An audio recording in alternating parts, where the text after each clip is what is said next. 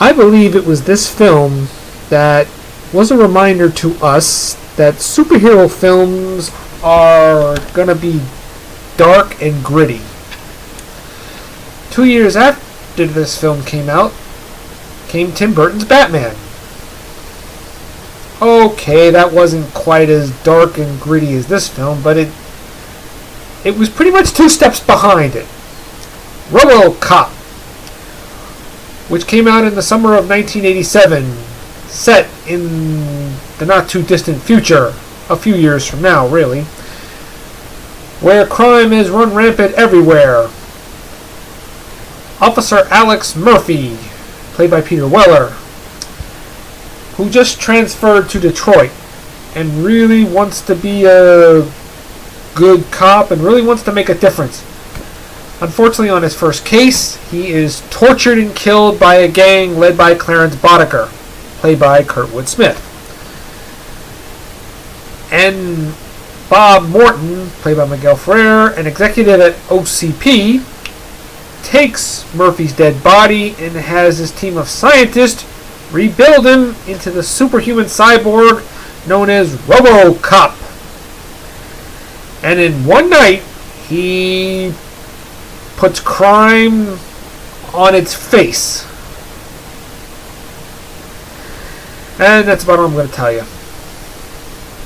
I know a lot of you have seen the remake, and I'm not going to say much about that in this review because I'm going to save that for another review. But I got to say, this movie was good. It's not only a sci-fi action drama, but it's also a satire on commercialism and the news. Believe me, there was a lot of that in the 1980s. Oh, who am I kidding? There's a lot of that now. Peter Weller was great as the title character. Like I said in my Star Trek Into Darkness review, he has a commanding presence that is awesome. I mean, he also has that deep voice that just really fits the character. But surprisingly, from what I heard, it wasn't his acting or his voice that got him the role. What got him the role as Robocop is the fact that he was skinny, and it made him easier to fit in the Robocop outfit. Yeah, it's proof somebody built like Arnold Schwarzenegger couldn't fit in it. But he was good, and so was Nancy Allen as his partner, Officer Lewis. I liked the idea she wasn't a potential love interest. She was his partner and friend, who later ended up helping him later. And Kurtwood Smith as Clarence Boddicker, oh man, he was just menacing. He is just he makes it clear how unlikable he is, and yet at the same time he's a joy to watch because he just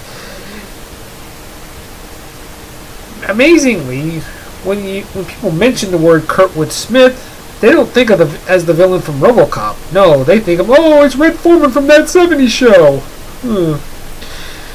I like Miguel Ferrer's performance as Bob Morton. I mean, he's really not in it to make a difference. He's just in it for the fame when he has Robocop and built by his team of scientists. He's just in it for the money and the fame. He's just kind of a slimy character. And Ronnie Cox was good as Dick Jones, his rival at the OCP. But I gotta say, the other character who really takes the movie is not a human at all. It's another robot, Ed 209.